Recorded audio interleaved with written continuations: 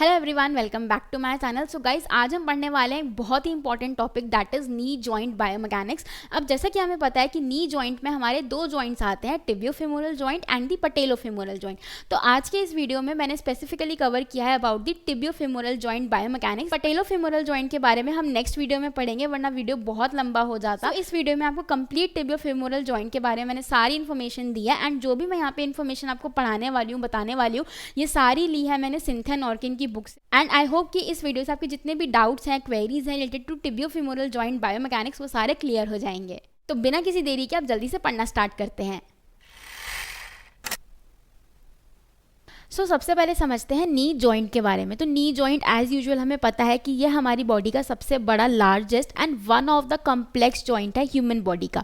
अब ये जो आपका नी जॉइंट है, इसको हम टोटालिटी में क्या कहते हैं, नी जॉइंट कॉम्प्लेक्स। अब इसको कॉम्प्लेक्स क्यों कहा जाता है, क्योंकि अगर आप ध्यान से देखोगे इस इमेज के अंदर, तो नी जॉइंट के अंदर आपकी 3 बोन्स होती हैं। कौन कौन सी? द फर्स्ट इज फीमर, ठीक है, सेकेंड इज टिबिया, ये वाली बोन इज टिबिया, एक femur, and third bone which forms the shoulder knee complex is the patella. तो यानी कि इन 3 बोन से मिलके आपका बनता है नी कॉम्प्लेक्स। तो यहाँ पे हमारे 2 जॉइंट्स बनते हैं, कौन कौन से?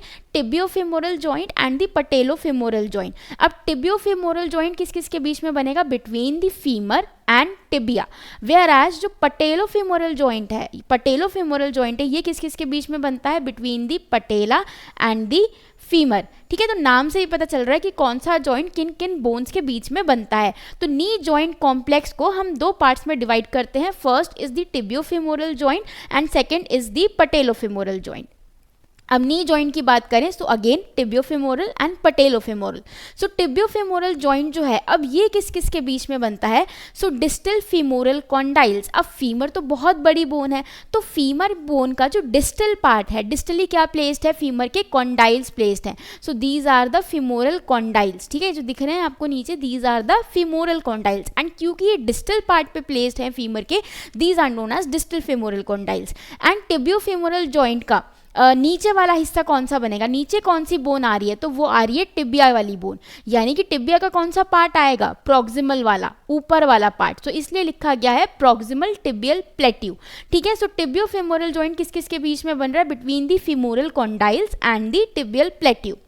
वही अगर हम पटेलोफेमोरल जॉइंट की बात करें, ये किसके बीच में बन रहा है? Between the patella and the femur. Tibia और पटेला के बीच में जॉइंट नहीं बनता ये, it is between the patella and the femur. Patella का कौन सा सर्फेस? अब देखो, ये रही हमारी पटेला की बोन। तो पटेला का ये जो पोस्टीरियर सर्फेस है, पीछे वाला सर्फेस है, दिस आर्टिकुलेट्स और joints with the femur. And femur का वही डिस्टल एंड जो है वो आर्टिकुलेट करता है with the patella. This forms the patellofemoral joint. This is the patellofemoral joint and this is the tibiofemoral joint. तो यहाँ पे आप देख रहे हो, this is the femoral condyle, distal femoral condyle, and this is the tibial plateau, proximal part of tibia which forms the tibiofemoral joint. and patelofemoral में देखो, ये रही हमारी पटेला बोन एंड ये रहे आपके फीमर के कॉन्डाइल, डिस्टल कॉन्डाइल। तो इन दोनों के बीच में जो जॉइंट बन रहा है, that is known as the patellofemoral joint. And ये दोनों ही जॉइंट जो है, ये किसके अंडर आते हैं? Under the knee joint complex. तो अगर कोई भी पूछता है नी जॉइंट के बारे में, तो हमें इन दोनों जॉइंट्स के बारे में ही लिख के आना है, अगर एग्जाम में पूछा जाता है तो। एंड अगर इंडिविजुअली पूछा जाता है अबाउट दी पटेलोफेमोरल और दी टिबियोफेमोरल जॉइंट, तो आप इनको अलग अलग एक्सप्लेन कर सकते हो। बट अगर नी जॉइंट पूछा जाए तो ये दोनों ही जॉइंट आपको एक्सप्लेन करके आने हैं अच्छे से। अब हम बात करते हैं about the blood supply of this knee joint या फिर नी कॉम्प्लेक्स। तो कौन कौन सी आर्टरीज यहाँ पे सप्लाई करती हैं? 5 genicular branches of the popliteal artery. अब पूरा भी ना याद रख पाओ तो ऐसे याद रख लेना कि पॉप्लीटियल आर्टरी, ठीक है, descending genicular branch of the femoral artery. अब देखो, ये आर्टरीज की भी ना कुछ कुछ ब्रांचेज आती हैं, पूरी पूरी आर्टरी सप्लाई नहीं करती, इनकी कुछ ब्रांचेज आके नी जॉइंट को सप्लाई करती हैं। तो वही यहाँ पे बताया गया है कि कौन सी आर्टरी की कौन सी ब्रांच यहाँ पे सप्लाई करती है। Then is descending branch of the lateral circumflex femoral artery, 2 recurrent branches of anterior tibial artery and circumflex fibular branch of the posterior tibial artery. These are the arteries which supply the blood to the knee complex. Next is the nerve supply. femoral nerve, sciatic nerve and obturator nerve. अब इनके कौन कौन से division है? femoral nerve का it branches to the vesti, sciatic nerve through genicular branches of the tibial and common peroneal nerve and obturator nerve through its posterior division। तो इन 3 divisions के through आपकी जो नर्व सप्लाई होती है नी joint की वो होती है, राइट। अब रेस्टिंग पोजीशन और क्लोज पैक पोजीशन क्या होती है नी जॉइंट की? तो रेस्टिंग पोजीशन होती है 25 degrees of flexion and close pack position होती है full extension and lateral rotation of tibia. So this is the close pack position of the knee joint. Capsular pattern की बात करें तो सबसे पहले फ्लेक्शन में लॉस देखने को मिलता है एज कंपेयर टू एक्सटेंशन, यानी कि पहले फ्लेक्शन मूवमेंट कम होती है उसके बाद एक्सटेंशन कम होता है, and degree of freedom is 2। अब हम बात करते हैं specifically and dedicatedly about the tibiofemoral joint. Tibia और फीमर के बीच में जो जॉइंट है उसके बारे में हम पढ़ते हैं अब अच्छे से। सो इसका टाइप ऑफ जॉइंट कौन सा है? So it is a double condyloid joint, जो कि एक टाइप है किसका? साइनोवियल जॉइंट का, जो कि एक टाइप है साइनोवियल जॉइंट का, ठीक है। डबल कॉन्डाइलाइट क्योंकि देखो यहाँ पे देखो फिमोरल कॉन्डाइल्स हैं। सो this is medial femoral condyle and this is the lateral femoral condyle, ठीक है। तो ये जो फिमोरल कॉन्डाइल्स हैं ये 2 कॉन्डाइल्स हैं, और यहाँ पे अगर आप टिबिया भी देखोगे तो ये फ्लैट टिबियल प्लेट्यू होता है, इसमें भी इधर वाला मीडियल पार्ट होता है एंड ये वाला लेटरल पार्ट होता है, राइट। सो ये जो आपका जॉइंट है क्योंकि ये 2 कॉन्डाइल से मिलकर बन रहा है, so it is known as the double condyloid joint, ठीक है। It is defined by its medial and lateral articular surface called the medial. तो ये हो गया आपका मीडियल कंपार्टमेंट एंड ये पूरा जो है इस साइड का ये हो गया आपका lateral compartment of the knee joint. So medial and lateral compartment से बनता है एंड कॉन्डाइल्स प्रेजेंट होते हैं, इसलिए यहाँ पे इसको डबल कॉन्डाइलाइट जॉइंट कहते हैं। Next is the tibiofemoral joint का प्रॉक्सिमल एंड डिस्टल पार्ट। तो प्रॉक्सिमली हमें पता है कि देखो फीमर के कॉन्डाइल्स हैं, this is the lateral condyle of femur and this is the medial condyle of femur, and distal part पे क्या आ जाएगा? आपका टिबियल प्लेट्यू, ठीक है। टिबियल प्लेट्यू आ गया, ये हो गया लेटरल टिबियल प्लेट्यू एंड ये हो गया मीडियल टिबियल प्लेट्यू। अब अगर आप इस इमेज में ध्यान से देखोगे तो ये जो फीमोरल कॉन्डाइल्स है ना, दीज आर कन्वेक्स, ये जो है ये कॉन्वेक्स शेप में यानी कि इस शेप में, एंड ये जो टिबियल प्लेट्यू है ये रिलेटिवली फ्लैट या फिर इसे हम थोड़ा कॉन्केव शेप में कह सकते हैं। सो ये इन दोनों की खास चीज़ है कि इनके जो शेप है वो किस तरीके की है, राइट। अब हम बात करेंगे टिबियोफेमोरल जॉइंट में इन सारी चीज़ों की, ये सारे पॉइंट्स हम कवर करने वाले हैं अबाउट टिबियोफेमोरल जॉइंट। कौन कौन से? About the proximal articular surface, distal articular surface, menisci जो कि बहुत इंपॉर्टेंट चीज़ है इस जॉइंट में, the joint capsule, ligaments, bursae and then the kinetics and kinematics of the tibiofemoral joint. So सबसे पहले आता है हमारा प्रॉक्सिमल आर्टिकुलर सरफेस। तो जैसे मैं आपको पहले ही बताया कि जो हमारे फीमोरल कॉन्डाइल्स हैं these forms the proximal articular surface of the tibiofemoral joint, ठीक है। तो यहाँ पे हमारे 2 कॉन्डाइल्स होते हैं, first is the medial condyle and second one is the lateral condyle. अब देखो क्या होता है ना कि अगर आप फीमर बोन को देखो, अगर आप फीमर बोन को देखोगे इस तरीके से, ये फीमर का हेड है एंड ये शाफ्ट आ जाती है एंड यहाँ पे ये फीमर में थोड़ा एंगुलेशन होता है, तो यहाँ पे इसका ये मीडियल कॉन्डाइल आ जाता है एंड ये लेटरल कॉन्डाइल आ जाता है, इस तरीके से होता है। तो यहाँ पे वही लिखा है कि ये जो फीमोरल शाफ्ट है ये स्ट्रेट नहीं होती, थोड़ी ऐसे इस तरीके से ये ऑब्लिक होती है, ठीक है, थोड़ी टेढ़ी होती है। जिस वजह से क्या होता है कि ये जो फीमोरल कॉन्डाइल्स हैं ये एकदम इसके नीचे नहीं आते, रादर थोड़ा टेढ़े होते हैं। देखो जैसे यहाँ पे ये पूरा अगर मैं फीमर को इस तरीके से यहाँ पे ड्रॉ करूँ तो ये कुछ इस तरीके से जाएगी। तो अगर आप ध्यान से देखोगे इधर इसका हेड होगा एंड ये हो गया आपका जीटी। सो इस तरीके से देखो ये थोड़ी टेढ़ी जा रही है, तो ये जो कॉन्डाइल है ये थोड़ा साइड में मीडियली साइड को शिफ्ट होते हैं। सो यहाँ पे वही बात बता रखी है कि क्योंकि because of the obliquity of the shaft of the femur ये जो कॉन्डाइल्स हैं these are placed slightly medially, okay. So ये एक इंपॉर्टेंट चीज़ है जो ध्यान में रखनी है। अगर आप सेजाइटल प्लेन में देखोगे यानी कि साइड से खड़े होकर अगर आप देखोगे तो इनकी जो शेप दिखती है फीमोरल कॉन्डाइल्स की ये स्फेरिकल शेप के होते हैं, एंड एपी कन्वेक्सिटी यानी कि एंटेरो पोस्टीरियर यानी कि एंटीरियर एंड पोस्टीरियर कन्वेक्सिटी जो होती है इन फीमोरल कॉन्डाइल की ये एक्चुअली पूरी स्फेरिकल नहीं होती। अब आप देखो पोस्टीरियरली अगर आप देख रहे हो कॉन्डाइल्स को तो इनकी शेप परफेक्टली और नियर टू स्फेरिकल है, वेयर एज अगर आप एंटीरियरली देख रहे हो जैसा कि यहाँ पे हमें देखने को मिल रहा है तो पूरा स्फेरिकल नहीं है अच्छे से, आपको बहुत सारे इसमें डिफ्रेक्शंस एंड देखने को मिल रहे होंगे, कर्वेचर इसका थोड़ा चेंज हो गया है, राइट। सो ये चीज़ आपको फीमर के जो कॉन्डाइल्स हैं उनमें देखने को मिलती है। अब फीमोरल कॉन्डाइल 2 है, मीडियल एंड लेटरल, ठीक है, यहाँ पे भी बहुत अच्छे से दिख रहा है medial and lateral femoral condyle and these are also the medial and lateral femoral condyles. अब मीडियल फीमोरल कॉन्डाइल की अगर हम बात करें तो it is larger, so this one is the medial femoral condyle and this one is the lateral femoral condyle, ठीक है।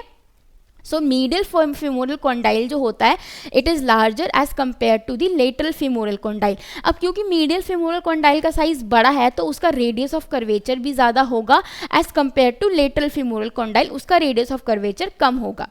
जो आपका मीडियल फीमोरल कॉन्डाइल है it is more prominent horizontally, ठीक है। एंड जो आपका लेटरल फीमोरल कॉन्डाइल है, देखो ये आपका लेटरल फीमोरल कॉन्डाइल है ये वाला, तो ये इन लाइन आता है ऑफ दी फीमर, ठीक है। और जो मीडियल कॉन्डाइल है ये थोड़ा टिल्टेड हो जाता है, ठीक है।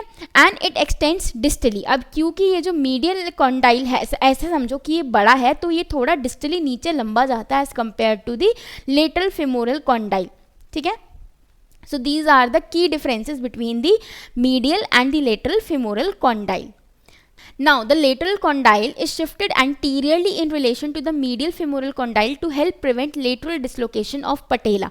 अब देखो यहाँ पे अगर आप देखोगे ये हमारी फीमर की बोन है, ठीक है, ये पूरी बोन है। अब आप देखोगे तो ये थोड़ा टिल्टेड है, ठीक है, ये इस तरीके से टिल्टेड है जिसकी वजह से क्या हो रहा है कि जो आपका ये मीडियल कॉन्डाइल है ये थोड़ा साइड में शिफ्ट हो गया है, और जो लेटरल कॉन्डाइल है आपका ये वाला, ये देखो पूरा नेक के और हेड के फीमर के बिल्कुल नीचे आ रहा है, ठीक है। तो ये फर्क है बिकॉज ऑफ दिस ऑब्लिकिटी। उसके साथ साथ क्या है कि जो आपका मीडियल फीमोरल कॉन्डाइल है ये बड़ा होता है as compare to the lateral femoral condyle, ठीक है। एंड जो आपका लेटरल वाला कॉन्डाइल है वो थोड़ा आगे की तरफ शिफ्टेड है मीडियल कॉन्डाइल से, ठीक है। कि अगर यहाँ पे देखो इस इमेज में आपको दिख रहा होगा कि ये दो कॉन्डाइल्स हैं, ठीक है, एक ये वाला एक ये वाला, तो एक कॉन्डाइल थोड़ा आगे की तरफ शिफ्टेड है as compare to the another condyle, ठीक है। तो ये कुछ बातें हैं जो आपको ध्यान रखनी पड़ेंगी because you are studying biomechanics, okay. Next is condyles are separated inferiorly by intercondylar notch. तो देखो अगर आप नीचे से देखोगे टिबिया फीमर को तो इसका जो एरिया है, ये जो दो कॉन्डाइल्स हैं ये पूरे एक साथ नहीं होते, इनके बीच में एक गैप होता है, एक डिप्रेशन होता है, एंड उस डिप्रेशन को हम कहते हैं इंटरकॉन्डाइलर नॉच, यानी कि उस नॉच की वजह से ये दोनों जो कॉन्डाइल्स हैं ये आपस में सेपरेटेड हैं। एंड ये जो कॉन्डाइल्स हैं ये आगे से किसके थ्रू ज्वाइन है, by a groove which is known as the patellar groove और द पटेलर सर्फेस और the femoral sulcus. So anteriorly these condyles are joined through the patellar surface, so this is the patellar surface, and inferiorly and posteriorly these are separated by the intercondylar notch or the intercondylar fossa, okay. अब हम बात करते हैं distal articular surface की। तो distal articular surface हमारी क्या थी, टिबिया थी। टिबिया का जो प्रोक्सिमल पार्ट है यानी कि टिबियल प्लेट्यूज जो है that forms the distal articulating surface of the tibiofibular joint. अब यहाँ पे अगर आप बात देखोगे तो दो प्लेट्यू हैं टिबिया पे भी, medial and lateral. So this is the medial condyle और the medial tibial plateau, and this is the lateral condyle और the lateral tibial plateau, and these are relatively flat और we can say concave in relation to the femoral condyles which are convex. Now proximal tibia is larger than the shaft and distal ends and hence overhangs the shaft posteriorly. अब अगर आप tibia को ध्यान से देखोगे यहाँ पे इस इमेज में, तो टिबिया का जो ऊपर वाला पोर्शन है वो थोड़ा ज़्यादा बड़ा है एज कम्पेयर टू टिबिया का लोअर एंड, ठीक है। लोअर एंड देखो कितना छोटा सा है एंड जो अपर एंड है वो बहुत बड़ा है, राइट। इस वजह से क्या होता है कि जो आपकी अपर एंड का टिबिया है वो थोड़ा पोस्टीरियरली हैंग करता है, ओवरराइड करता है in comparison to the lower end of the tibia. इसी रीज़न की वजह से जो आपका टिबियल प्लेट्यू है वो स्लोप करता है posteriorly at approx 7 to 10 degrees, ठीक है। तो इस यहाँ पे इस तरीके से एक एंगल बना होता है 7 to 10 डिग्रीज का। अब ये एंगल होना क्यों ज़रूरी, क्योंकि अगर ये एंगल नहीं होगा तो नी फ्लेक्शन एक्सटेंशन आपका आराम से नहीं हो पाएगा, तो ईजिली आपका नी फ्लेक्शन एक्सटेंशन में चला जाए, इसीलिए यहाँ पे ये एंगल बना हुआ होता है। Next is medial tibial plateau is longer in AP direction than the lateral tibial plateau. अब हमने पढ़ा था कि जो फिमोरल कॉन्डाइल्स की अगर हम बात करें तो फिमोरल कॉन्डाइल में जो आपका मीडियल फिमोरल कॉन्डाइल था वो लार्जर इन साइज था, तो सेम टिबिया का भी होता है। अब क्योंकि फीमर का कॉन्डाइल बड़ा है तो टिबिया का भी तो मिडिल वाला कॉन्डाइल जो होगा वो ज़्यादा होगा, क्योंकि उसको ज़्यादा बड़े कॉन्डाइल को रेस्ट कराना है, ठीक है। तो इसका जो मीडियल टिबियल प्लेट्यू है या फिर जो मीडियल टिबियल कॉन्डाइल है it is larger as compare to the lateral one. Lateral tibial articular cartilage is thicker than that present on the medial side. Whereas अगर हम lateral side की बात करें तो वहाँ का articular cartilage ज़्यादा thicker होता है as compared to the medial articular cartilage of the tibia. Next is medial and lateral condyle are separated by a roughened area. अब यहाँ पे दो ट्यूबरकल होते हैं जिनको हम कहते हैं इंटरकॉन्डाइलर ट्यूबरकल, ठीक है। इस रफन्ड एरिया पे दो ऐसे स्पाइंस होते हैं, जैसे आपको यहाँ पे दिख रहे हैं ये इंटरकॉन्डाइलर एमिनेंस पे, यहाँ पे ये जो स्पाइंस हैं these are known as the intercondylar tubercle of the tibia. अब इनका काम क्या होता है कि फ्लेक्शन एक्सटेंशन के टाइम पे ये बिल्कुल लॉज हो जाते हैं, तो जब हम आगे पढ़ेंगे तब इसको थोड़ा और अच्छे से डिस्कस करेंगे, ठीक है। अब मेनिस्काई की बात करते हैं, तो मैंने आपको बताया था कि जो मेनिस्काई है it again is a very important and integral part of the tibiofemoral joint. अब मेनिस्काई को हम सेमिल्यूनर कार्टिलेज भी कहते हैं एंड ये फाइब्रो कार्टिलेजिनस डिस्क होती है एंड इनका शेप कैसा होता है, क्रेसेंट शेप की होती है। तो यहाँ पे आपको दिख रहा होगा ये इस तरीके से जो ये ब्लू कलर में है, दीज आर दी मेनिस्काई, ठीक है, these are the menisci. So menisci are, अब देखो जैसे ये मेनिस्काई है, ठीक है, ये एक मेनिस्काई है। अगर मैं इसको यहाँ से कट कर दूँ, ठीक है, कट करके देखूंगी तो इसका अगर मैं क्रॉस सेक्शन देखूंगी ना तो ये ट्राइंगल शेप का होता है, इस तरीके से होता है ये, ठीक है। And they cover 1/2 to 2/3 of the articular surface of the tibial plateau. It is a very important point which you should always remember. And ये जो इनर वाला पार्ट होता है ये इनका एवैस्कुलर होता है, ये चीज़ भी हमें ध्यान रखनी है। Next the combined bony architecture of concave, it is concave of concave tibial plateau and convex femoral condyles does not bode great for joint stability, hence menisci plays an important role। अब अगर आपने यहाँ पे देखा है इस image में ध्यान से, तो ये जो आपका टिबिया है ना ये रिलेटिवली बहुत फ्लैट होता है। अब क्योंकि femoral condyles के जो condyles हैं वो बहुत अच्छे से कन्वेक्स शेप के हैं, बट क्योंकि टिबिया के पास इतना अच्छा कॉन्केव एरिया नहीं है जिसकी वजह से जो femoral condyles हैं जो उस पर आके रेस्ट कर लें, इसलिए यहाँ पे जो मेनिस्काई है ये जॉइंट कॉन्ग्रुएंसी को बढ़ाने का एक बहुत अच्छा ऑल्टरनेटिव हमें भगवान ने दिया है, ठीक है। अब मेनिस्काई की बात करें तो दोनों मेनिस्काई पे लेटरल एंड मीडियल मेनिस्काई के दो एंड्स होते हैं, anterior and posterior. So this is the anterior and this is the posterior. दो बॉर्डर्स होते हैं, एक आउटर एंड इनर, एंड दो सर्फेस होती हैं, एक अपर सर्फेस होती है और एक लोअर सर्फेस होती है। So this is the brief anatomy of the menisci कि इसके बॉर्डर, एंड्स और सर्फेस कौन कौन से होते हैं। मेनिस्काई की बात करें तो हमें पता है दो मेनिस्काई हैं, एक मीडियल मेनिस्काई है और एक लेटरल मेनिस्काई है हमारे पास, है ना। अब इन दोनों के बीच का डिफरेंशिएशन देख लेते हैं क्योंकि ये बहुत इंपॉर्टेंट है, ये एग्जाम में कई बार पूछा भी जाता है, वाइवा में भी और थ्योरी में भी। सो मीडियल मेनिस्काई जो है ये सेमी सर्कुलर या सी शेप का होता है, एंड वेयरएज जो लेटरल वाला है it is O shape. Anterior horn की बात करें, यानी कि जो एंटीरियर एंड है मीडियल मेनिस्काई का वो कहाँ अटैच है, it is attach to the tibial horn intercondylar eminence in front of ACL. Whereas जो लेटरल मेनिस्काई है उसका एंटीरियर एंड कहाँ पे प्रेजेंट है, it is attach to the intercondylar eminence of tibia lateral to ACL. So जो आपका medial menisci है it is attach in anteriorly to the ACL and lateral menisci is attach laterally to the ACL. Posterior horn या फिर posterior and की अगर हम बात करें मीडियल मेनिस्काई के, so it is attached in front of the PCL and behind the posterior horn of the lateral menisci, whereas lateral menisci is attached to the intercondylar eminence of tibia. Medial meniscus जो है attaches to the posterior fibers of the TCL and lateral meniscus is separated from FCL यानी कि fibular collateral ligament by capsule and the popliteus. Mobility की बात करें तो medial meniscus is less mobile, whereas जो lateral meniscus है वो ज़्यादा मोबाइल होता है। इसलिए अगर दोनों में इंजरी की पूछा जाए कि किसमें ज़्यादा इंजरी होती है तो obviously lateral menisci is more prone to injury because of its more mobility. Surface area medial menisci ज़्यादा कम सर्फेस एरिया कवर करता है as compare to the lateral menisci. Excursion of medial menisci is 2 mm and of lateral menisci is 10 mm, ठीक है। तो ये brief differentiation था between the medial and the lateral menisci. Functions की बात करें तो अब पहला तो मैंने आपको बताया कि ये जो कॉन्ग्रुएंसी है जॉइंट की उसको इम्प्रूव करता है क्योंकि जो कॉन्केव स्ट्रक्चर है टिबिया का उसकी कॉन्केविटी को और ये डेप्थ देता है। और क्या क्या काम करता है ये, so it adds in lubrication and nutrition of joint. Shock absorber की तरह भी काम करता है क्योंकि वहाँ पे एक एक्स्ट्रा कुशन की तरह ये काम करता है।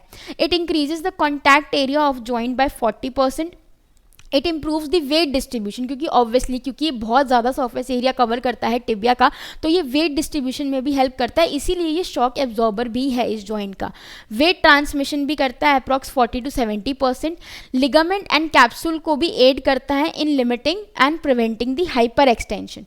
Prevent the joint capsule from entering the joint, ठीक है। और लॉकिंग मैकेनिज्म में भी इसका एक रोल होता है, वो हम आगे पढ़ेंगे, ठीक है। Next, because of their nerve supply they have sensory function also, क्योंकि हमने पढ़ा था ना कि इनकी नर्व सप्लाई भी होती है एंड ब्लड सप्लाई भी होते हैं, सो इनका यहाँ पे भी रोल आ जाता है। Gliding and rolling motion of the knee में भी कंट्रोल करते हैं। Make sure more congruency in the joint surface, ये मैं आपको ऑलरेडी बता चुकी हूँ। Reduces the friction and joint stress and they poses minimal innovation, so there is minimal और no pain when it is damage unless the coronary ligament has been damaged as well. So these all are the functions of मेनिस्काई। अब मेनिस्काई की attachment देख लेते हैं। तो पहले इस image को ध्यान से देखो कि ये रही आपकी पटेला बोन, ठीक है, this is the lateral menisci and this is the medial menisci. अब नंबर 1 पे यानी कि ये वाला जो लिगामेंट है, ये इसको हम क्या कहते हैं, ट्रांसवर्स लिगामेंट, जो कि दोनों मेनिस्काई के एंटीरियर एंड्स को कनेक्ट करता है। Second one is this one, यानी कि दिस वन, यानी कि वो लिगामेंट जो कि आपके मेनिस्काई और पटेला को लिंक कर रहा है, यानी कि पटेलो मेनिस्कल लिगामेंट, ठीक है। It is an anterior capsule thickening और ये मेनिस्काई को पटेला से जोड़ के रखता है। Third is the anterior cruciate ligament, ये जो थर्ड वन है this is the anterior cruciate ligament and it is attached to the anterior horn of the medial menisci, ठीक है। Next is the meniscofemoral ligament. अब meniscofemoral ligament क्या है, यानी कि मेनिस्काई और फीमर के बीच का लिगामेंट। सो फोर्थ यहाँ पे क्या हो गया, देखो ये रहा, this ligament is the meniscofemoral ligament, उसकी अटैचमेंट यहाँ पे होती है। Fifth is the posterior cruciate ligament, so it is attached to the posterior horn of medial meniscus. तो this one, fifth one is the posterior cruciate ligament जो कि medial menisci पे attach होता है। Sixth is semimembranosus muscle, so medial meniscus के posterior end पे आपकी semi मेम्ब्रेनोसस muscle जो है वो भी आके अटैच होती है, ठीक है। Seventh is the coronary ligament जो कि दोनों ही मेनिस्काई पे आपको मिलते हैं, both lateral and the medial, and इसको हम मेनिस्कोटिबियल लिगामेंट भी कहते हैं, यानी कि वो लिगामेंट जो कि आपकी मेनिस्काई और टिबिया को एक साथ जोड़ के रखते हैं। So these are known as coronary ligament और the meniscotibial ligament. Eighth is the popliteus muscle, ठीक है। अब it attaches to the lateral menisci, ठीक है, ये रही आपकी पॉप्लिटियस मसल, ये अटैच होती है to the lateral menisci and popliteus muscle पता है हमें कि अनलॉकिंग कराने में हेल्प करती है नी की, right. Next is the tibial insertion site, so tibial insertion site क्या हो गई, this is the 9th one जो कि एंटीरियर हॉर्न पे है लेटरल मेनिस्काई के। Next is the deep portion of MCL which is the 10th one which is attach to the MCL and ये capsular thickening होती है। अब हम बात करते हैं about the joint capsule of the tibiofemoral joint. तो ये एक पैसिव स्ट्रक्चर होता है, यानी क्या करता है, टिबियोफेमोरल जॉइंट को पूरा एनक्लोज करके रखता है, पूरा नी कॉम्प्लेक्स को, ठीक है। और इसका जो कैप्सूल होता है वो बहुत लार्ज होता है एंड लैक्स होता है। लैक्स मतलब क्या समझे हम, कि लूज होता है, क्योंकि अगर कैप्सूल बहुत टाइट होगा ना तो नी पे मूवमेंट अच्छे से हो नहीं पाएगी, ठीक है। तो इसलिए जो कैप्सूल है वो थोड़ा लूज रहता है। अब जॉइंट कैप्सूल जो है इसकी 2 लेयर्स होती हैं, superficial fibrous layer and thinner deep synovial membrane, 2 layer से बनकर आपका जॉइंट कैप्सूल बनता है नी का, right.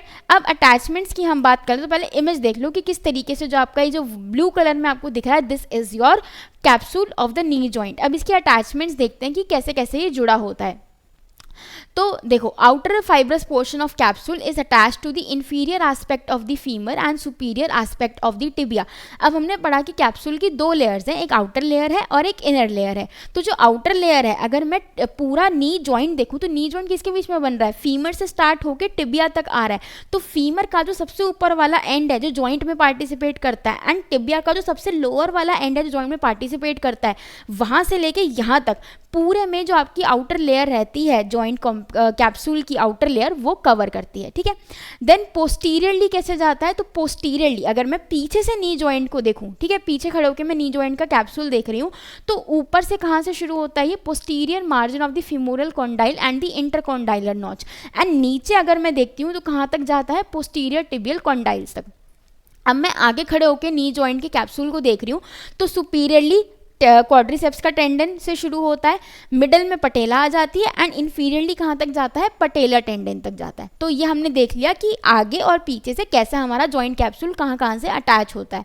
Then the anteromedial and anterolateral portion जो है जॉइंट कैप्सूल के, these are separated and identified as medial and lateral patellar retinacula and these are together called what, extensor retinacula. तो यानी कि ये जो आपका एंटेरोमीडियल है, यानी कि anterolateral and the anteromedial part of the joint capsule, ये जो 2 पार्ट हैं इनको हम क्या कहते हैं, एक्सटेंसर रेटिनाकुला, ठीक है, होते ये जॉइंट कैप्सूल ही हैं बट थोड़े मॉडिफाइड होते हैं, तो इनको हम कहते हैं extensor retinaculum, right. So this is about the joint capsule. अब बात करते हैं इसके फंक्शंस की। So it is innovated by nociceptors जो कि पेन डिटेक्ट करते हैं, पेसिनियन एंड रुफिनी कॉप्सूल्स, तो ये हमारे मैकेनोरिसेप्टर्स हैं। तो मैकेनोरिसेप्टर्स क्या करते हैं, हमें जॉइंट की स्टेबलाइजेशन के लिए, जॉइंट पे क्या मूवमेंट हो रही है, क्या हो रहा है, क्या नहीं हो रहा है, रिफ्लेक्स के लिए उसमें हेल्प करते हैं। It provides seal for keeping the lubricating synovial fluid in joint space, क्योंकि ऑब्वियसली अगर साइनोवियल फ्लूइड को आप सील पैक नहीं करोगे तो वो इधर उधर डिफ्यूज हो जाएगा, तो उसके लिए भी। And it is reinforced medially, laterally and posteriorly by the capsular ligaments. अब मॉडिफिकेशन मैंने आपको बताई थी जॉइंट कैप्सूल की कि एंटेरोलेटरली एंड एंटेरोमीडियली आपकी जो मॉडिफिकेशन होती हैं जॉइंट कैप्सूल की, उन्हें हम कहते हैं extensor retinaculum. A facial layer covers the distal quadriceps muscle and x tends inferiorly, तो ये वही लेयर की बात बताई हुई है। Deep to this layer the medial and lateral retinacula are composed of a series of transverse and longitudinal fibrous band connecting patella to the surrounding structures. अब ये जो मॉडिफिकेशन है जॉइंट कैप्सूल का, ये हुआ ही क्यों है, ये इसलिए हुआ है ताकि जो आपकी पटेला है वो अच्छे से सारे स्ट्रक्चर्स के साथ कनेक्ट हो सके और उसमें कोई डिसलोकेशन या फिर कोई प्रॉब्लम ना हो पाए, क्योंकि पटेला एक बहुत छोटी सी बोन है, तो उसके लिए हमें थोड़ी ज़्यादा उसको केयर करनी पड़ेगी, इसलिए ये जो जॉइंट कैप्सूल है नी का, ये मॉडिफाइड होता है। अब मीडियली और लेटरली यानी कि एक्सटेंसर रेटिनाकुलम का मीडियली और लेटरली कैसे पटेला के साथ अटैच है वो यहाँ पे बताया हुआ है। सो मीडियल आपको क्या देखने को मिलेगा, medial patellofemoral ligament, medial patellomeniscal ligament, medial patellotibial ligament and deep and superficial portions of the MCL. Laterally आपको यही सारे लिगामेंट देखने को मिलेंगे। कौन कौन से, lateral patellofemoral ligament, lateral patellomeniscal ligament, lateral patellotibial ligament and joint capsule which is compose superficially of the IT band and TFL यानी कि iliotibial band and tensor fascia lata. तो ये सारे structures आपके laterally present होते हैं।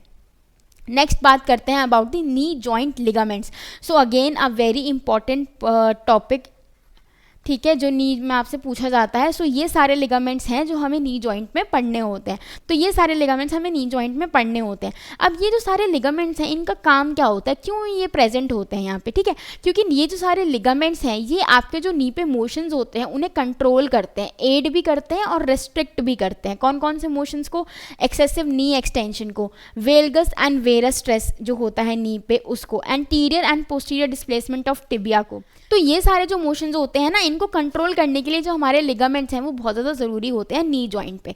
अब हम बात करते हैं और पढ़ते हैं about the anterior cruciate ligament which is a very important ligament, जिसको हम शॉर्ट में ACL भी कह देते हैं। तो सबसे पहले इसकी एनाटॉमी देखते हैं। So it begins from the lateral and anterior aspect of the medial intercondylar tibial spine, यानी कि टिबिया से ओरिजिन हो रहा है। सो यहाँ से देखो, इस जगह से टिबिया से इसका ओरिजिन होता है, फिर ये ऊपर की तरफ जा रहा है। देखो आप इमेज में भी देखोगे। So it is extended superiorly, laterally and posteriorly. ऊपर जा रहा है, पीछे की तरफ जा रहा है, एंड कहाँ जा रहा है, लेटरली जा रहा है। एंड ये कहाँ जाके अटैच हो जाता है, over the lateral femoral condyle. Lateral femoral condyle पे जाके अटैच हो जाता है, कौन से एरिया पे, पोस्टेरोमीडियल एस्पेक्ट पे, यानी कि posteriorly and medially over the lateral femoral condyle and it twist inwardly as it goes proximally. अब ये जो आपका लिगामेंट है it is intra capsular but extra synovial, यानी कि कैप्सूल के अंदर तो आता है बट साइनोवियल फ्लूइड इसमें नहीं आता, वो बाहर आता है। So this is the ACL यानी कि एंटीरियर क्रूशिएट लिगामेंट। अब इसके अंदर आपके दो बैंड्स होते हैं, यानी कि ये जो लिगामेंट है जैसे ये टिबिया से निकल के ऊपर जा रहा है लेटरल कॉन्डाइल की तरफ, तो इसके दो बैंड्स बनते हैं। कौन कौन से, anteromedial band and the posterolateral band, and these are named for their tibial insertion, यानी कि जहाँ से ये स्टार्ट होता है। Primary restrain against the anterior translation of tibia on femur, यानी कि जो आपकी टिबिया है, अब जैसे ये टिबिया है, ये फीमर है अगर, तो यहाँ से ये बीच में लिगामेंट अटैच है, तो ये जो टिबिया है अगर ये आगे की तरफ भाग रही है तो ये उसको रोक के रखता है, आगे नहीं जाने देता ऑन फीमर, ठीक है। It depends upon the knee flexion angle. When the knee is close to full extension, आप बिल्कुल सीधे खड़े हो तो आपका जो पोस्टेरोलेटरल बंडल है ACL का वो ज़्यादा काम करता है, वेयर एज जब नी फ्लेक्शन में होती है तो जो एंटेरोमीडियल बंडल है वो ज़्यादा काम करता है as compare to the posterolateral bundle. It also helps in restraining the hyperextension of the knee, यानी कि नी जब हाइपर एक्सटेंशन में जाने लग जाती है तो उसको भी रोकता है ये। सो प्राइमरी फंक्शन क्या है अगर कोई पूछता है ACL का, कि anterior translation of tibia on femur, this is the primary function of ACL। ठीक है, तो यहाँ पे आप देख सकते हो ACL यहाँ से निकल रहा है टिबिया से, फिर ये पीछे की तरफ जा रहा है एंड साइड की तरफ जा रहा है, ठीक है, लेटरली जा रहा है, और कहाँ पे अटैच हो जाएगा ये, posteromedial aspect of the femoral lateral femoral condyle. Also, it provides rotatory stability of the knee during medial and lateral rotation, and rotatory stability जो है वो कौन सा बंडल ज़्यादा देता है हमें, PLB यानी कि पोस्टेरोलेटरल बैंड। इंजरी अगर हो जाए MCL को, MCL एक लिगामेंट है जो हम आगे पढ़ेंगे, that is medial collateral ligament, अगर इसकी इंजरी हो जाती है तो ACL पे ज़्यादा स्ट्रेन पड़ता है, ACL को ज़्यादा काम करना पड़ता है। The medial rotation of tibia on the femur increases the strain on the anteromedial band, कौन से पे, एंटेरोमीडियल बैंड पे ज़्यादा स्ट्रेन पड़ता है। ठीक है, सो ये कुछ बेसिक बातें हैं जो आपको पता होनी चाहिए about the anterior cruciate ligament. Hence, co-contraction of multiple muscle group can influence strain on ACL। अब ACL एक अकेला स्ट्रक्चर तो है नहीं में, बहुत सारे लिगामेंट्स एंड मसल्स हैं वहाँ पे। अब बहुत सारे मसल्स भी इसके ऊपर इफेक्ट डालते हैं, जैसे कि जो क्वाड्रिसेप्स है वो एक एंटागनिस्ट है, यानी कि ACL का जो काम है कि ये एंटीरियर ट्रांसलेशन को रोकता है टिबिया के फीमर के ऊपर, तो जो क्वाड्रिसेप्स है इसका अपोजिट काम करती है, तो क्वाड्रिसेप्स इसकी क्या हो जाती है, एंटागनिस्ट हो जाती है। तो फुल एक्सटेंशन पे अगर आइसोलेटेड क्वाड्रिसेप्स की कॉन्ट्रैक्शन हो जाती है तो एंटीरियर शियर को वो इंक्रीज करती है टिबिया के, ठीक है, तो जिसकी वजह से ACL को ज़्यादा काम करना पड़ेगा उसको रोकने के लिए। सेम जो गैस्ट्रोनीमियस है, it is also an antagonist of ACL, क्योंकि इसका जो प्रॉक्सिमल टेंडन है वो कहाँ पे रैप होता है, कहाँ पे लगता है, पोस्टीरियर टिबिया पे लगता है, and it pushes the tibia forward during active contraction, तो इसकी वजह से ACL पे फिर से ज़्यादा स्ट्रेन पड़ जाता है, एंड जो गैस्ट्रोनीमियस है वो बन जाती है antagonist of the ACL। Hamstring is the agonist of ACL, यानी कि वही काम करती है हैमस्ट्रिंग जो ACL करता है, and so with the soleus, तो हैमस्ट्रिंग एंड सोलियस जो है ये पोस्टीरियरली एंटीरियर ट्रांसलेशन को रोकते हैं, वेयरएज जो आपकी गैस्ट्रोनीमियस है एंड क्वाड्रिसेप्स है वो एंटीरियर ट्रांसलेशन करवाती है, तो ACL को ज़्यादा काम करना पड़ता है कि जो आपकी एंटीरियर ट्रांसलेशन है वो ना हो। अब बात करते हैं about the posterior cruciate ligament, that is the PCL। सो अब ये कहाँ से शुरू हो रहा है, तो ये शुरू हो रहा है अगेन टिबिया से ही शुरू हो रहा है, but the posterior part of the intercondylar area of the tibia between the posterior horn of two menisci. तो एंटीरियर वाला कहाँ से आ रहा था, टिबिया के एंटीरियर एंड से आ रहा था, एंड पोस्टीरियर वाला कहाँ से आ रहा है, टिबिया के पोस्टीरियर एंड से स्टार्ट हो रहा है। अब ये इट रन अपवर्ड यानी कि superiorly, forward and medially, and कहाँ अटैच हो जाएगा ये, medial condyle of the femur पे, ठीक है, medial condyle of the femur पे ये अटैच हो जाएगा टू द एंटेरोलेटरल सर्फेस। ठीक है, ये भी इंट्राकैप्सुलर है बट एक्स्ट्रा साइनोवियल है, and it blend with the posterior capsule and periosteum as it crosses its tibial attachment. ठीक है, तो यहाँ पे आप देख रहे हो ये ACL आगे से इस तरफ जाके लेटरल कॉन्डाइल पे जाके लग रहा है, एंड PCL पीछे की तरफ से आ रहा है और जाके ये मीडियल कॉन्डाइल पे जाके लग रहा है। So this is the PCL, and यहाँ से आ रहा है आपका ACL। ठीक है, तो ये क्रॉस करते हैं। सिमिलरली PCL के पास भी दो बंडल्स हैं, कौन कौन से, पोस्टेरोमीडियल एंड दी एंटेरोलेटरल बंडल। ठीक है, तो जब आप फुल एक्सटेंशन में होते हो तो आपका ALB लैक्स होता है एंड PMB टॉट होता है, वो ज़्यादा काम करता है। 80 to 90 डिग्री ऑफ फ्लेक्शन में, नी फ्लेक्शन में, जब आपका PMB है वो लैक्स होता है and ALB is taught. Deep knee flexion यानी कि जब फुल नी फ्लेक्शन हो जाता है तो femoral attachment of the posteromedial bundle moves away from the tibial attachment which creates tension in PMB। तो यानी कि डीप फ्लेक्शन के टाइम पे जो आपका PMB है वो टॉट होता है। अब इसके फंक्शंस की अगर हम बात करें, so it is primary restrain to the posterior displacement और shear of tibia beneath femur. तो यानी कि ये अगर टिबिया है एंड ये फीमर है तो इसको पीछे जाने से ये रोकता है, and it restrain 90% of the posterior load. ठीक है, तो ये ध्यान रखनी है बात कि PCL का काम है कि ये पोस्टीरियर ट्रांसलेशन को रोकता है, एंड ACL का काम था कि वो एंटीरियर ट्रांसलेशन ऑफ टिबिया को रोकता है ऑन फीमर। ठीक है, it also helps in restrain the valgus varus force, and it resist tibial medial rotation at 90 degrees but does not resist lateral rotation very well. तो PCL आपकी medial rotation को तो restrict करता है, restrain करता है, बट लेटरल रोटेशन को नहीं कर पाता। पॉप्लिटियस, अब मसल की बात करें तो पॉप्लिटियस मसल इज एगनिस्ट, यानी कि इसकी हेल्प करती है पोस्टीरियर ट्रांसलेशन रोकने में। क्वाड्रिसेप्स भी इसकी एगनिस्ट है। ठीक है, हैमस्ट्रिंग भी isolated isolated hamstring and gastrocnemius contraction is antagonist of PCL. ठीक है, तो ये सारे मसल ग्रुप हैं जो कि आपके पीसीएल के साथ इन्वॉल्व होते हैं। अब हम बात करते हैं मीडियल कोलेटरल लिगामेंट की, यानी कि एमसीएल लिगामेंट की। तो ये कहाँ प्लेस्ड होता है? ये मीडियली प्लेस्ड होता है between the tibia and the femur. It is also known as the tibial collateral ligament. ठीक है, and it represents the degenerative tendon of the adductor magnus. इस चीज़ का हमें ध्यान रखना है। अब एमसीएल देखो सुपीरियरली, अगर मैं देखूँ इसका जो सुपीरियर पोर्शन है, ये वाला जो सुपीरियर पोर्शन है, ये कहाँ अटैच होता है? It is attach to the medial epicondyle of femur just below the adductor और द गार्डिश ट्यूबरकल। ठीक है, एंड इन्फीरियरली जब ये नीचे की तरफ आता है आपका एमसीएल लिगामेंट, तो ये दो बैंड्स में डिवाइड हो जाता है, एंटीरियर एंड द पोस्टीरियर, जिसको हम सुपरफिशियल और डीप भी कह सकते हैं।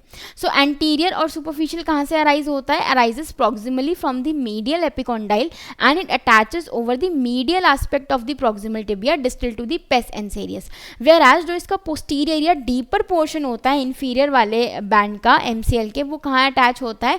It originated inferiorly from the medial femoral condyle and it inserts into the proximal aspect of the medial tibial plateau. तो ये हो गए आपके superior and inferior divisions of the attachments of the medial collateral ligament, right. It provides to the support to the medial side of the knee, obviously क्योंकि अगर ये medially present है तो मीडियल साइड ऑफ नी को ही support करेगा। And it is primary restrain to the valgus forces. ठीक है, valgus force and the lateral tibial torsion. MCL is taut in extension. Extension क्योंकि क्लोज पैक पोजीशन है तो MCL उसमें taught रहता है।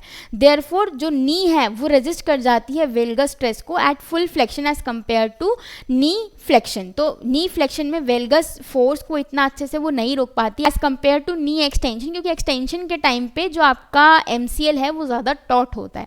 नी फ्लेक्शन के टाइम पे जो MCL है उसकी जो ताकत है वो धीरे धीरे कम होने लग जाती है एंड इसीलिए मीडियल गैपिंग भी आती है एंड वेलगस फोर्स से ज़्यादा आपको दिक्कत हो सकती है। जब नी बिल्कुल फ्लेक्शन में चली जाती है तो it helps in resisting valgus stress despite the medial gapping. तो उस टाइम ये जब एंड रेंज पे आ जाते हैं और फ्लेक्शन की तो ये फिर से एक्टिव हो जाता है। इट हेल्प्स इन रिस्ट्रेनिंग दी। अब ये देखो ACL का साथी है। जब हमने ACL पढ़ा था तो हमने MCL के बारे में भी बोला था, है ना। तो जब ACL और MCL एक से समझ लो कि थोड़े साथ साथ रहते हैं, एक दूसरे की हेल्प करते हैं, एक दूसरे के सिनर्जिस्टिकली रहते हैं ये। ठीक है, अब बात करते हैं about the lateral collateral ligament, जिसको हम LCL भी कहते हैं। क्योंकि ये फिबुला की साइड पर प्रेजेंट होता है तो इसको हम फिबुलर कोलेटरल लिगामेंट कहते हैं and it represents the femoral attachment of the peroneus longus muscle, right. अब LCL भी देखो सुपीरियरली और इन्फीरियरली कैसे जुड़ा होता है। ठीक है, so this is the femur, this is IT band, so this ligament which is coming right here is the LCL, lateral collateral ligament। तो सुपीरियरली कहाँ से आता है ये, यानी कि ऊपर से कहाँ अटैच है ये? So it is attach to the lateral epicondyle of femur just above the popliteal groove and inferiorly it is attached to the head of fibula in front of its apex। तो ये fibula पे attach होता है। LCL it is separated from the lateral menisci by the tendon of popliteus। अब क्योंकि LCL भी lateral side ही है and यहाँ पे आपका lateral meniscus भी है तो ये दोनों सेपरेटेड होते हैं किससे? popliteus मसल से। एंड ये कैप्सूल से किससे सेपरेटेड होता है? Via the lateral geniculate vessel and nerve। ये एक्स्ट्रा कैप्सुलर लिगामेंट होता है and it joints with the tendon of biceps femoris. Biceps femoris किस मसल का पार्ट है? हैमस्ट्रिंग का। ठीक है, हैमस्ट्रिंग का, to form the conjoint tendon. Next is इसका काम क्या होता है कि ये वेरस फोर्स को रोकता है। जो आपका MCL था ये किसको रोक रहा था? वेलगस फोर्स को। एंड ये किसको रोकता है? वेरस फोर्स को। ठीक है, and it also limits excessive lateral rotation of tibia. अब हम बात करते हैं अबाउट दी मेनिस्कोफेमोरल लिगामेंट, यानी कि जो मेनिस्काई और फीमर के बीच जिसको जोड़ते हैं उन्हें हम कहते हैं meniscofemoral ligament. These are not true ligaments because they attach menisci to bone. Bone to bone attach नहीं करते क्योंकि लिगामेंट जो होता है आपका वो बोन टू बोन अटैच करता है। क्योंकि ये मेनिस्काई और बोन को अटैच करते हैं इसलिए these are not true ligaments, right.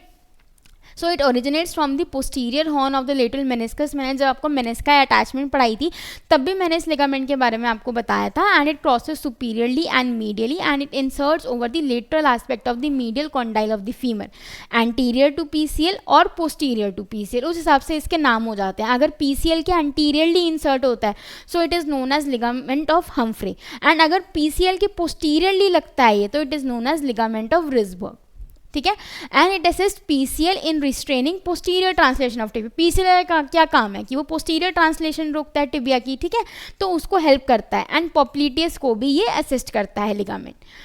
अब हमने 3 लिगामेंट और देखे थे, कौन कौन से, oblique popliteal ligament, posterior oblique ligament and the arcuate ligament. तो ये जो 3 लिगामेंट हैं ये आपके पोस्टीरियर कैप्सूल के लिगामेंट हैं, या फिर पोस्टीरियर कैप्सूल के आप मॉडिफिकेशंस भी कह सकते हो। अब इन सारे लिगामेंट्स के बारे में मैंने आपको यहाँ पे बताया है, आप चाहो तो पॉज करके एक बार अच्छे से रीड भी कर सकते हो। मैं एक बार साइड हो जाती हूँ ताकि आप अच्छे से यहाँ पे देख लो ये पूरा टेबल, ये पूरा चार्ट जो मैंने बनाया है, एंड आप इन सारे लिगामेंट्स के बारे में यहाँ पे रुक के पढ़ सकते हो, क्योंकि एग्जाम में इतना जनरली ये पूछे नहीं जाते हैं, इसलिए मैं ज़्यादा डिटेल में यहाँ पे नहीं गई हूँ। बहुत बेसिक इनकी जो अटैचमेंट्स, फंक्शंस हैं एंड कुछ मिसलेनियस बातें हैं वो मैंने आपको यहाँ पे बता दी हैं सारी, ठीक है। तो आप इनको प्लीज़ एक बार रेफर कर लेना। So these are all the 3 ligaments. Bursae of knee joint, again 5 number में एज इट इज़ क्वेश्चन आ जाता है कि नी जॉइंट के बर्सा के बारे में बताओ। तो ये सारे बर्से होते हैं नी जॉइंट के, इनके बारे में हम एक एक करके पढ़ते हैं। सुप्रा पटेलर बर्सा यानी कि पटेला के आगे सुपीरियरली लगा होगा, so it is located anteriorly and it lies between the quadriceps tendon and the anterior femur superior to the patella. Next is the sub popliteal bursa. Sub popliteal bursa कहाँ पे होगा, popliteus muscle के आसपास ही होगा, so it is located posteriorly between the popliteus tendon and the lateral femoral condyle. Next is the gastrocnemius bursa, so it lies between the tendon of the medial head of the gastrocnemius and medial femoral condyle, ठीक है। तो ये इनकी positioning है, इनकी placement है कि ये बर्से कहाँ कहाँ पे प्लेस्ड होते हैं, ठीक है। So this is the supra patellar bursa, this is the pre patellar, this is infra patellar and this is pes anserinus. तो ऐसे बहुत सारे बर्सेस प्रेजेंट होते हैं। अब ये जो 3 बर्से अभी हमने पढ़े, सुप्रा पटेलर, सब पॉप्लिटियल एंड गैस्ट्रोनीमियस बर्से, ये जो आपका कैप्सूल है, जो जॉइंट कैप्सूल है, उसकी साइनोवियल लाइनिंग से अटैच होते हैं and they allow the synovial fluid to move from recess to recess during flexion and extension of the knee. अब ये 3 लिगामेंट क्यों इंपॉर्टेंट है, क्योंकि साइनोवियल फ्लूइड यानी कि साइनोवियल लेयर के साथ अटैच है एंड जब नी का फ्लेक्शन एक्सटेंशन होता है ना तो उसमें ये इंटरफेयर करते हैं, ठीक है। तो एक्सटेंशन के टाइम पे क्या होगा, देखो एक्सटेंशन के टाइम पे जब पैर बिल्कुल सीधा हो रहा है तो ये जो आपके बर्से हैं ये साइनोवियल फ्लूइड को एंटीरियरली भेज देते हैं, ठीक है, एंटीरियरली। जब आप फ्लेक्शन कर रहे होते हो यानी कि सेमी फ्लेक्स पोजीशन में होता है तो साइनोवियल फ्लूइड पूरे जॉइंट में ऐसे तैर रहा होता है, बीच में होता है, एंड जब फ्लेक्शन कर लेते हैं, पूरा फुल फ्लेक्शन वाली पोजीशन रहती है, तो ये साइनोवियल फ्लूइड को पोस्टीरियरली भेज देते हैं। वही सारी बात यहाँ पे लिखी हुई है, ठीक है। यहाँ पे वही सारी बात लिखी हुई है कि the synovial fluid shifts anteriorly during extension, flexion के टाइम पे it shifts posteriorly and semi flex position के टाइम पे क्या होता है, it is least under pressure, joint diffusion रहता है, ठीक है। तो ये पोजीशन सबसे ज़्यादा कंफर्टेबल होती है। दूसरे बर्से कौन कौन से हैं, pre patellar, infra patellar and deep infra patellar bursa. Pre patellar bursa कहाँ प्रेजेंट है, between the skin and the anterior surface of the patella. Infra patellar यानी कि पटेला के नीचे प्रेजेंट है, between the patellar tendon and the skin. And deep infra patellar bursa कहाँ present होता है, between the patellar tendon and the tibial tuberosity. अब हम समझते हैं मेन इंपॉर्टेंट चीज, that is the tibiofemoral joint kinematics. इतनी जो हमने अभी बातें पढ़ी वो किस लिए पढ़ी हैं, इसी टॉपिक के लिए पढ़ी, ठीक है। तो काइनेमैटिक्स में क्या आ जाती है, मूवमेंट्स। नी टिबियोफेमोरल जॉइंट पे कौन कौन सी मूवमेंट्स होती हैं, flexion extension, medial lateral rotation, varus valgus and the coupled motion, जिसमें आपका लॉकिंग ऑफ नी जॉइंट आता है, locking and unlocking of knee joint, ठीक है। सबसे पहले हम देखते हैं about the flexion extension motion को। तो इसकी जो एक्सेस होती है वो कौन सी होती है, horizontal line through the femoral epicondyle. अब जो आपका देखो, जो भी हम लोअर लिम्ब में मूवमेंट पढ़ते हैं, कोई भी, चाहे वो हिप की हो, चाहे नी की हो, चाहे एंकल की हो, उसको हम हमेशा 2 कॉन्टेक्स्ट में पढ़ते हैं। एक होता है वेट बेयरिंग एंड एक होता है non weight bearing. Non weight bearing में क्या होता है कि आप, जैसे मैं अभी नॉर्मल बैठी हुई हूँ, तो मैंने बैठे बैठे पैर को सीधा कर लिया, पैर को मोड़ लिया, पैर को बाहर की तरफ निकाला, पैर को अंदर की तरफ किया, तो कोई वेट नहीं पड़ रहा है, मैं फ्रीली अपने टिबिया की और एंकल की मूवमेंट कर पा रही हूँ, ठीक है। यही मूवमेंट जब मैं खड़ी हो जाती हूँ और मैं स्क्वैटिंग करती हूँ, ठीक है, जब आप स्क्वैटिंग करते हो तो क्या होता है, आप बॉडी वेट के साथ पूरा मूवमेंट कर रहे होते हो, तो उसको हम कहते हैं वेट बियरिंग पोजीशन, ठीक है। अब यहाँ पे कॉन्सेप्ट समझो कि जो नॉन वेट बियरिंग पोजीशन होती है ना, उसमें आपका फीमर नहीं मूव करता, आपकी टिबिया मूव करती है। जैसे अभी आप बैठे हुए हो अगर आप अपना पैर सीधा करोगे तो आपकी टिबिया मूव होगी, फीमर नहीं मूव होगा। वहीं अगर वेट बियरिंग में आप स्क्वैटिंग करते हो तो टिबिया तो फिक्स रहती है, एंकल तो फिक्स रहता है, बट आपकी फीमर मूव होती है, तो वहाँ पे आपकी फीमर मूव हो रही है और नॉन वेट बियरिंग में आपकी टिबिया मूव हो रही है, अब फॉर एग्जाम्पल ऐसा समझो कि ये आपकी फीमोरल शाफ्ट है, ये फीमोरल के कॉन्डाइल्स हैं, ये टिबियल का प्लेट्यू या टिबियल कॉन्डाइल है एंड ये आपकी टिबिया की शाफ्ट है। हाइपोथेटिकली मैंने एक ऐसा डायग्राम बनाया आपको समझाने के लिए about the wait bearing and not weight bearing aspect of flexion extension of the knee joint. ठीक है, अब नॉन वेट बेयरिंग की सबसे पहले हम बात करते हैं कि मैं आराम से बैठी हुई हूँ और यहाँ पे मैं कर रही हूँ अपनी मूवमेंट।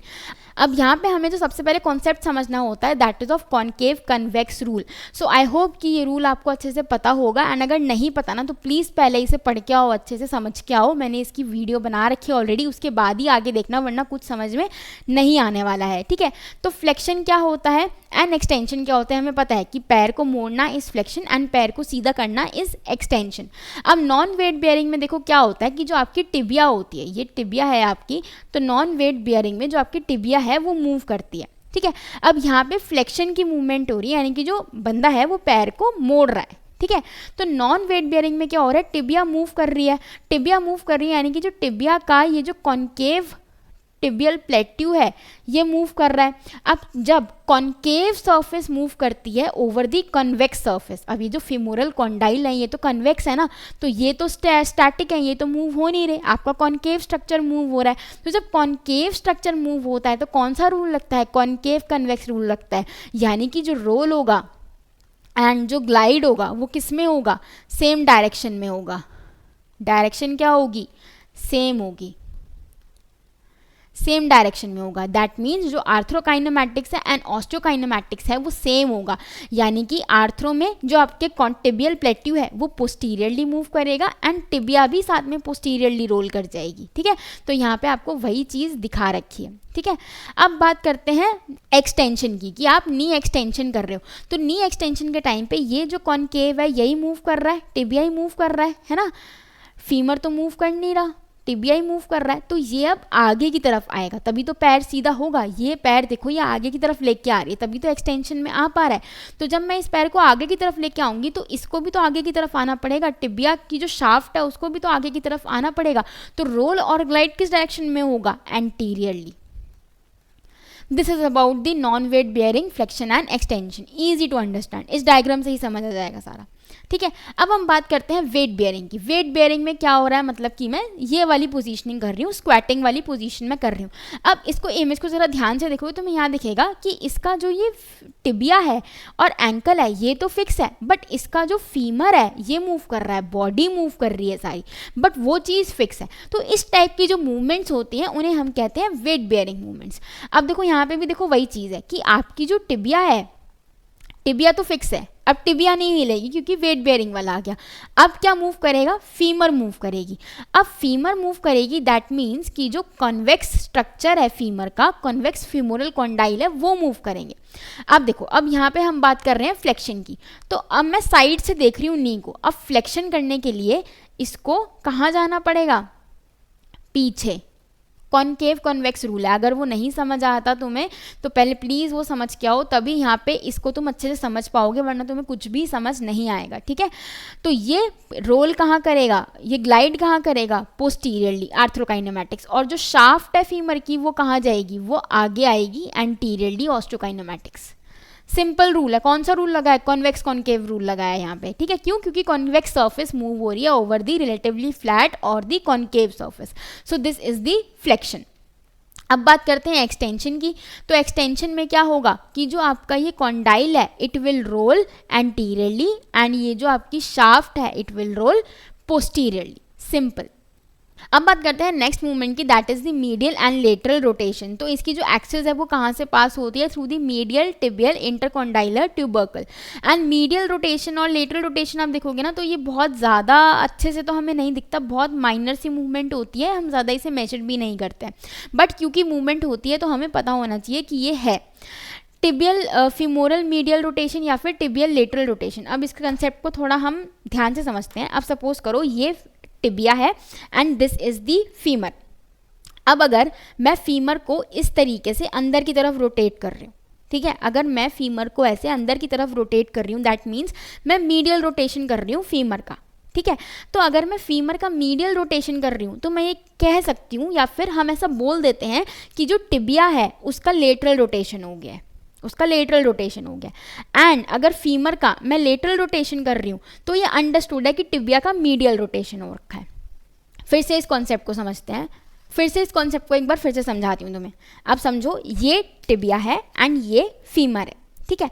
अब फीमर का और ये मीडियल साइड है, ये लेटरल साइड है, ये सुपीरियर है एंड ये इंफीरियर है। This is anterior and this is posterior, ठीक है। ये सारी साइड्स हो गई।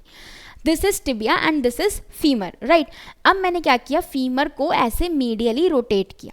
अब मैंने फीमर को ऐसे मीडियली अगर रोटेट किया है तो क्या मैं बोल सकती हूँ कि फीमर का मीडियल रोटेशन हुआ है? बिल्कुल हुआ है। एंड क्या मैं ये भी बोल सकती हूँ कि जो ये फीमर है इसका लेटरल रोटेशन हो गया? कह सकते हैं, हम बोल देते हैं ऐसे, ठीक है, क्योंकि अंडरस्टूड है कि अगर ये ऐसे घूम रहा है तो ये दूसरी तरफ ही जाएगा, तो हम ऐसे इसको बोल देते हैं।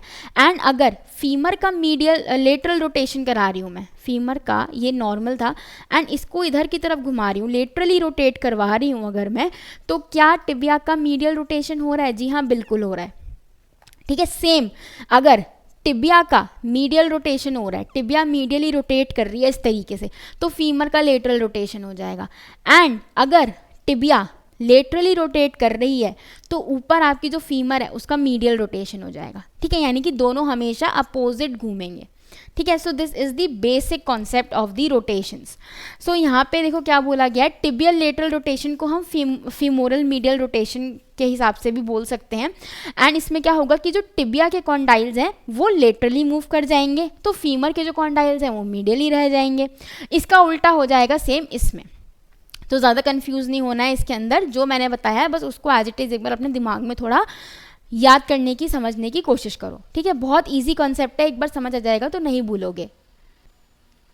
अब ये देखो, जब टिबिया का मीडियल रोटेशन होता है, ठीक है, यानी कि ये जो आपकी टिबिया थी, ये जो टिबिया थी एंड ये फीमर थी, अब टिबिया का मीडियल रोटेशन यहाँ पे हो रहा है।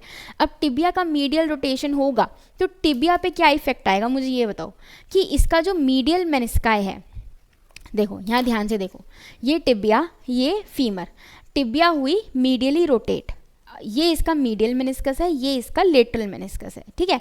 तो इसका जो मीडियल मेनिस्कस है वो कहाँ गया? पोस्टीरियरली गया, वही चीज़ यहाँ लिखी हुई है। एंड जो लेटरल मेनिस्कस है टिबिया का वो कहाँ गया? एंटीरियरली गया, वही चीज़ लिखी हुई है यहाँ पे। फीमर की बात करें तो फीमर का समझो कि ये मीडियल है एंड ये लेटरल कॉन्डाइल है। अब इसका जो मीडियल कॉन्डाइल है वो तो एंटीरियरली जाएगा in relation to the tibia का मीडियल कॉन्डाइल, क्योंकि टिबिया का मीडियल कॉन्डाइल तो पोस्टीरियरली प्लेस्ड है, तो जो फीमर का लेटरल मीडियल कॉन्डाइल है वो एंटीरियरली प्लेस होगा एंड टिबिया का जो लेटरल कॉन्डाइल है वो पोस्टीरियरली प्लेस होगा, ठीक है। तो इस तरीके से तुम लेटरल रोटेशन ऑफ टिबिया भी समझ सकते हो and medial rotation of tibia भी समझ सकते हो, यानी कि हमेशा एक्स बना रहेगा इस तरीके से। This is the medial rotation of tibia और the lateral rotation of the femur and this is the lateral rotation of tibia और the medial rotation of the femur. Simple, ठीक है। तो ये पूरी टेबल तुम्हें रट्टा मारने की जरूरत नहीं पड़ेगी। अब मेनिस्काई भी तो घूमेगा भाई साथ में, मेनिस्काई भी तो बीच में बैठा है, तो मेनिस्काई किसको फॉलो करता है हमेशा? मेनिस्काई फॉलो करता है हमेशा आपकी फीमर को।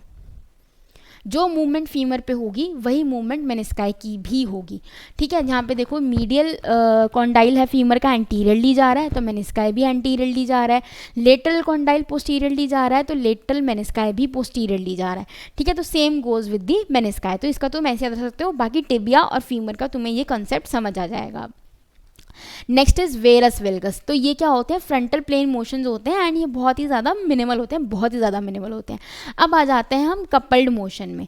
तो देखो कपल्ड मोशन में क्या होता है ना कि बहुत सारे मोशंस साथ में हो रहे होते हैं, ठीक है, तो उन्हें हम कहते हैं कपल्ड मोशन। अब अगर तुम देखो यहाँ पे ध्यान से देखोगे तो मैंने तुम्हें पहले ही बताया था कि जो फीमर होती है वो स्ट्रेट नहीं होती, उसमें ऐसा इंक्लिनेशन होता है, रादर देन बीइंग स्ट्रेट वो थोड़ी ऐसे टिल्टेड होती है, जिसकी वजह से नी में एक फिजियोलॉजिकल वेल्गस आता है, यानी कि जो नी होती है आपकी वो थोड़ा ऐसे अंदर की तरफ आती है, ठीक है, इस तरीके से आती है, ना कि इस तरीके से अंदर की तरफ टिल्टेड होती है, ठीक है। सो फ्लेक्शन जो है मोशन, जो आपका फ्लेक्शन मोशन होता है नी का, इस टिल्ट की वजह से it is coupled with the varus motion and जो एक्सटेंशन है it is coupled with the valgus motion, ठीक है। सो ये चीज़ आपको ध्यान रखनी है जब आप कपल्ड मोशन की बात करते हो। तो अब बात करते हैं locking mechanism of knee, most important thing. तो इसको हम ऑटोमेटिक या स्क्रू होम मैकेनिज्म भी कहते हैं नी का, एंड ये कब होता है? At the last degrees of extension. कौन कौन सा? 30 to 0 डिग्रीज में। ये इसीलिए होता है कि जब आप नॉर्मल स्ट्रेट खड़े होते हो, सीधे खड़े होते हो, तो आपकी मसल्स को ज़्यादा ना काम करना पड़े आपकी नी को लॉक रखने के लिए।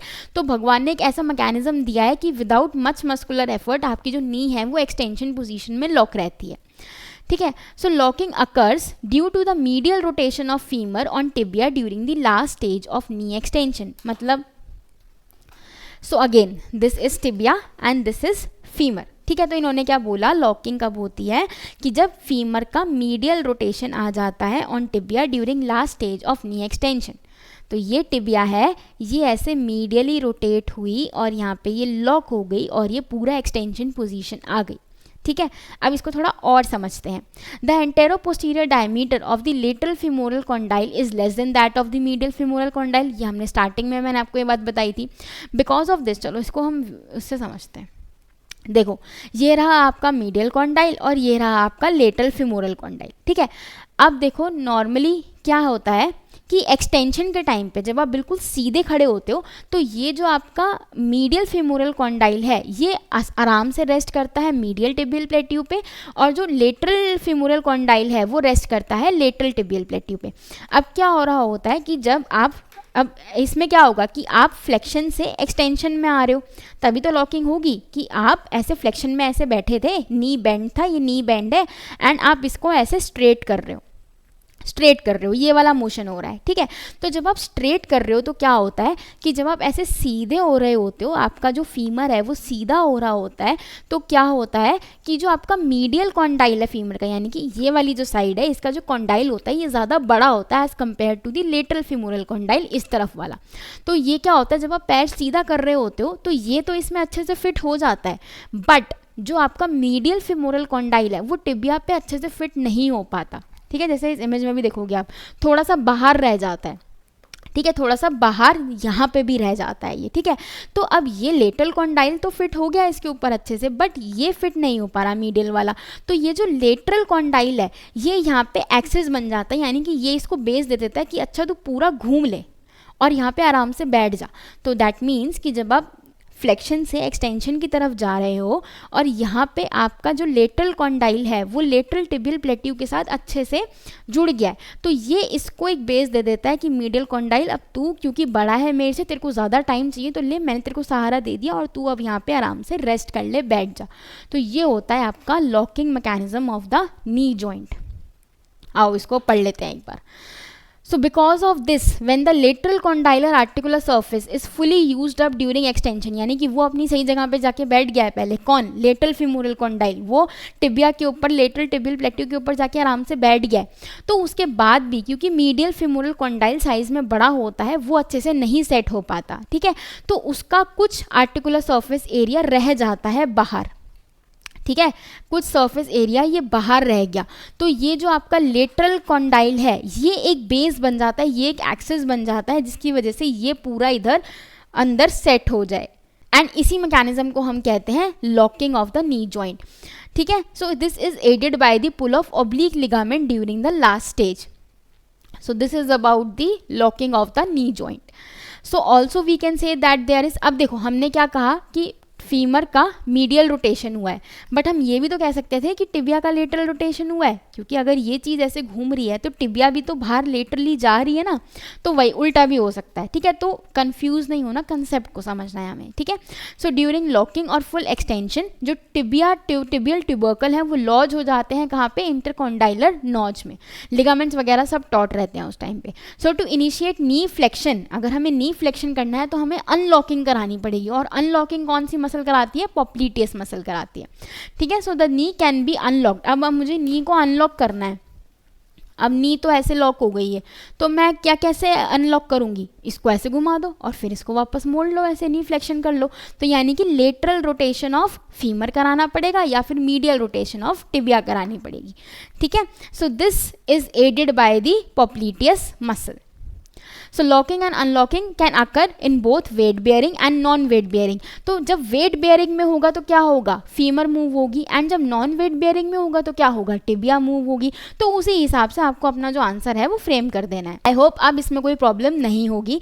Guys this is all about tibiofemoral joint biomechanics. मुझे जरूर बताना वीडियो आपको कैसा लगा, एंड पटेलोफेमोरल जॉइंट बायोमैकेनिक्स पढ़ने के लिए इस वीडियो पर जरूर क्लिक कर लेना।